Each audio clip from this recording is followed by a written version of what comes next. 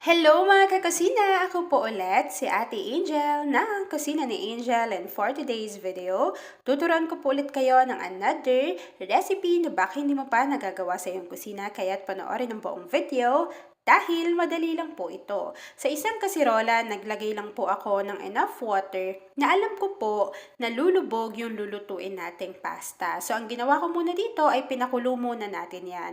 Once na kumulo na po yung water sa ating kasirola, maglalagay na po tayo ng 500 grams ng ating macaroni pasta. Yan. So, ito po yung maliliit lang, yung bite size siya.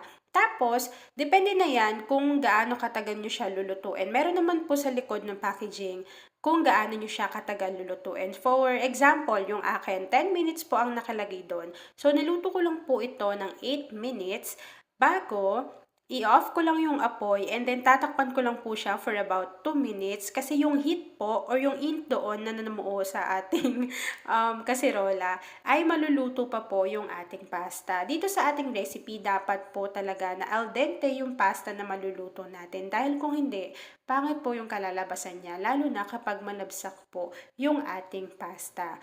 Yan. So, kapag naluto na natin yung ating macaroni pasta, ay i-drain lang po natin ito. Bago, bubuhusan lang po natin ito ng tap water, yung galing lang sa gripo natin na tubig, para lang po ma-stop yung pagluto niya. Bago, pwede na po nating i-ready yung iba pang mga ingredients.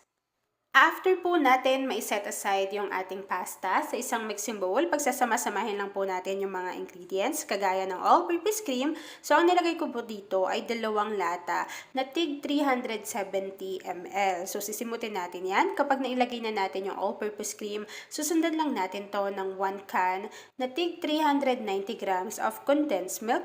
Kapag nailagay nyo na rin yung condensed milk, maglagay na rin po tayo dito ng konting vanilla essence or vanilla extract. And then, maglalagay lang din po ako ng 80 ml ng mayonnaise. So, ito po yung walang flavor na mayonnaise, and 80 ml lang po yung inilagay ko. Bago, kapag nailagay na po natin yan dyan, hahaluin lang natin ito ng maigi para naman mag-combine lang yung kanilang mga lasa, and hindi rin madudurog or malalabsak yung mga ilalagay pa nating ibang ingredients. So, dapat talaga unahin nyo po muna yung mga wet ingredients, pati yung inyong mayonnaise. After mixing, maglalagay lang po ako dito ng fruit cocktail. So, ito po ay na-drain ko na. At kapag nailagay na po natin yan dyan, naglagay lang din ako dito ng isang bote ng nata de coco. So, ang napili ko po ay yung color red, and dinrain ko na lang din po to bago ilagay na natin siya dito sa ating mixing bowl. At kapag nailagay nyo na po yan, pwede rin tayo ditong maglagay ng keso. So, yung keso ko po na inilagay dito ay half bar lang, at hiniwa ko lang po ito ng maliliit. Ayan. Tapos, kapag nailagay nyo na yan dyan, hahaluin lang po natin to. Kapag nahalo na natin siya, pwede na po nating isabay yung sinet aside natin kanina na pasta. Kapag inilagay nyo po yung pasta at hinalo nyo po ito, dahan-dahan lang po para hindi madurog yung inilagay nating pasta. And kapag na-mix nyo na po ng maigi, tatakpan lang natin to ng cling wrap at ilalagay natin siya sa ating chiller. Palalamigin natin to hanggang sa kumapal yung consistency ng ating cream. And then, ipapakita ko na po sa inyo kung ano yung natapos nating recipe for today.